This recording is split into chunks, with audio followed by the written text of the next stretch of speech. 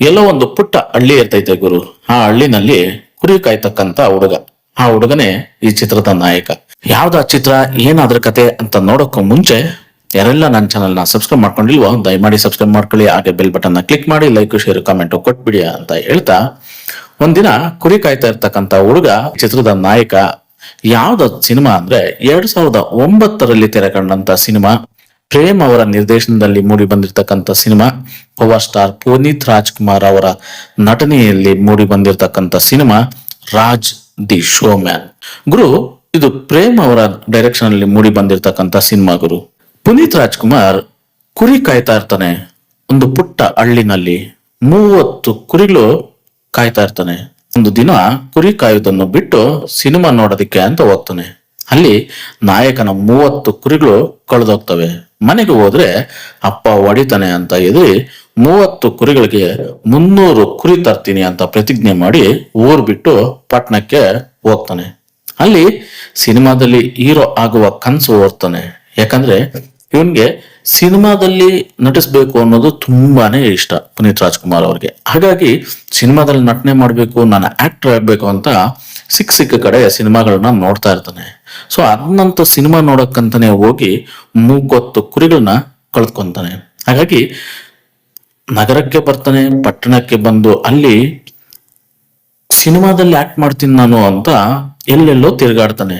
So ಸಿನಿಮಾದ ಕನಸಿಗೆ ಹೊತ್ತು ಅವಮಾನ ಅಪಮಾನ ಎಲ್ಲವನ್ನು ಅನುಭವಿಸ್ತಾನೆ. ನಾಯಕನಿಗೆ ಲವ್ ಯು ಅಂತ ಹೇಳೋ ಒಂದು ದೃಶ್ಯ ಗುರು.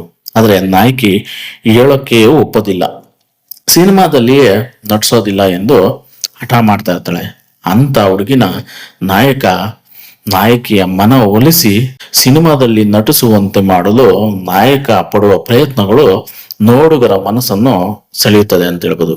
ಹಾಗೆ ಕೊನೆಗೆ ನಾಯಕಿಯನ್ನು ಒಪ್ಪಿಸಿ ಸಿನಿಮಾ ಮಾಡುವವರು ನಾಯಕಿ ಸಿನಿಮಾದಲ್ಲಿ ಅಲ್ಲದೆ ನಿಜ ಜೀವನದಲ್ಲಿಯೂ ಒಂದಾಗ್ತಾರೆ.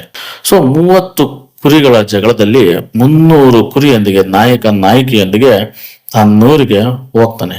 ಈ ಸಿನಿಮಾದಲ್ಲಿ ಸಿನಿಮಾ ರಂಗಕ್ಕೆ ಹೊಸ ಪ್ರತಿಭೆಗಳು ಬಂದಾಗ ಎಂತೆಂತ ಅಪಮಾನಗಳು ಎದುರಿಸಬೇಕಾಗುತ್ತದೆ ಎಂಬುದನ್ನ ಮನಸ್ಸಿಗೆ ನಾಟುವಂತೆ ತೋರಿಸಿದ್ರೆ ನಮ್ಮ ಪ್ರೇಮ್ ಸಾರ್ ಅವರು. ಸಿನಿಮಾ ನೋಡಿದವರು ಏನ್ ಹೇಳ್ತಾರೆ ಅಂದ್ರೆ, ಈ ತರ ಎಲ್ಲ ಸಿನಿಮಾ ಮಾಡ್ತಕ್ಕಂತ ಮಂದಿ ಇದ್ದಾರ ಅಂತ ಹೇಳ್ತಾರೆ. ಯಾಕಂದ್ರೆ ಹೇಳಿದ್ದೇ ಹೇಳಿ ನೋಡಿದವರು ಒಮ್ಮೆ ನೋಡಿ ಹೇಗಿದೆ ಸರಿ.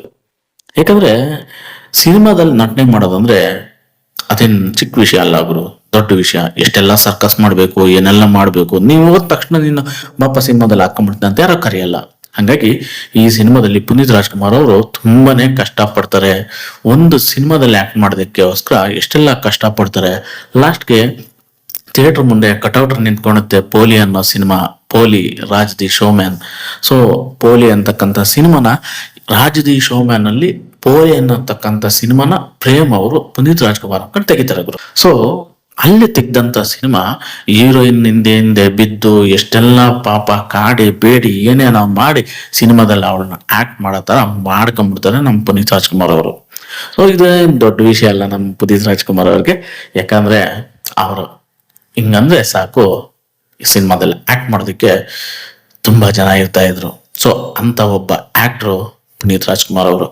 So Raj the show man ಅದು ಎಲ್ಲದಕ್ಕೂ ಮೀರಿದ್ದು ಅಂತ ಹೇಳ್ಬೋದು. ಯಾಕಂದ್ರೆ ಪ್ರೇಮ್ ಅವರ ಹಾಡುಗಳು ಈ ಸಿನಿಮಾಗೆ ಒಂದು ಹಿಟ್ ಅಂತ ಹೇಳ್ಬೋದು. ಹಾಗೆ ಹರಿಕೃಷ್ಣ ಅವರ ಮ್ಯೂಸಿಕ್ ಈ ಸಿನಿಮಾಗೆ ಸೂಪರ್ ಅಂತ ಹೇಳ್ಬೋದು. ಹಾಡುಗಳಂತೂ ಭರ್ಜರಿ ಹಿಟ್ ಆಯ್ತು ಗುರು ಆಗಿನ ಕಾಲಕ್ಕೆ ರಾಜ್ ದಿ ಶೋ ಮ್ಯಾನ್ ಹಾಡುಗಳು. ಸೊ ಪಾರು ಅಂತಕ್ಕಂಥ ಹಾಡು ಫುಲ್ ಫೇಮಸ್ ಆ ಕಾಲದಲ್ಲಿ. ಸಿನಿಮಾ ಕೂಡ ಅಷ್ಟೇ ಭರ್ಜರಿಯಾಗಿ ಗಾಂಧಿನಗರದಲ್ಲಿ ಓಡ್ತೈತೆ ಅಂತ ಅನ್ಕೊಂಡ್ರು. ಓಕೆ, ಆವರೇಜ್ ಇಟ್ಟು ಬಟ್ ಸೂಪರ್ ಆಗಿತ್ತು ಸಿನಿಮಾ. ಪ್ರೇಮ್ ಅವರು ಏನ್ ಅನ್ಕೊಂಡಿದ್ರು ಅದನ್ನ ತೆರೆ ಮೇಲೆ ತರೋದ್ರಲ್ಲಿ ಸಕ್ಸಸ್ ಆದ್ರು ಅಂತ ಹೇಳ್ಬೋದು. ಹಾಗೆ ಪುನೀತ್ ರಾಜ್ಕುಮಾರ್ ಅವರ ಅಭಿನಯ ತುಂಬಾನೇ ಚೆನ್ನಾಗಿತ್ತು ಅಂತ ಹೇಳ್ಬೋದು. ಇನ್ನ ಹೀರೋಯಿನ್ ಕ್ಯಾರೆಕ್ಟರ್ ಮಾಡಿರ್ತಕ್ಕಂಥವ್ರು ಪರವಾಗಿಲ್ಲ, ಅವರು ಕೂಡ ಪುನೀತ್ ರಾಜ್ಕುಮಾರ್ಗೆ ಸಪೋರ್ಟಿಂಗ್ ಆಗಿ ಸಖತ್ತಾಗಿ ಮಾಡಿದ್ದಾರೆ. ಇನ್ನ ಸಿನಿಮಾ ಹೇಳ್ಬೇಕಂದ್ರೆ ಒನ್ ಲೈನ್ ಸ್ಟೋರಿ ಆಗ್ಲೇನೆ ಹೇಳಿದೀನಿ. ಕುರಿ ಕಾಯ್ತಕ್ಕಂಥ ಹುಡುಗ ಸಿನಿಮಾ ನಟನ ಆಗ್ಬೇಕು ಅಂತ ಪಟ್ಟಣಕ್ಕೆ ಹೋಗ್ತಾನೆ. ಪಟ್ಟಣದಲ್ಲಿ ಸಿನಿಮಾ ನಟನ ಆಗೋದಕ್ಕೆ ಏನೆಲ್ಲ ಸರ್ಕಸ್ ಮಾಡ್ತಾನೆ, ಇಷ್ಟೆಲ್ಲ ಕಷ್ಟ ಪಡ್ತಾನೆ, ರೌಡಿಗಳ ಹತ್ರ ಅವ್ರ ಹತ್ರ ಇವ್ರ ಹತ್ರ. ಸೊ ಇದೆಲ್ಲ ಸೇರಿ ಒಂದು ಸಿನಿಮಾ ರೂಪದಲ್ಲಿ ಪ್ರೇಮ್ ಅವರು ಕಟ್ಕೊಟ್ಟಿದ್ದಾರೆ ಅಂತ ಹೇಳ್ಬಿಟ್ಟು.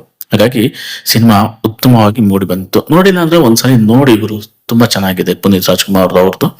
ಸೊ ಅಂತ ಹೇಳ್ತಾ ಸಿಗೋಣ ಮುಂದಿನ ವಿಡಿಯೋದಲ್ಲಿ. ಧನ್ಯವಾದಗಳು, ಶುಭ ದಿನ.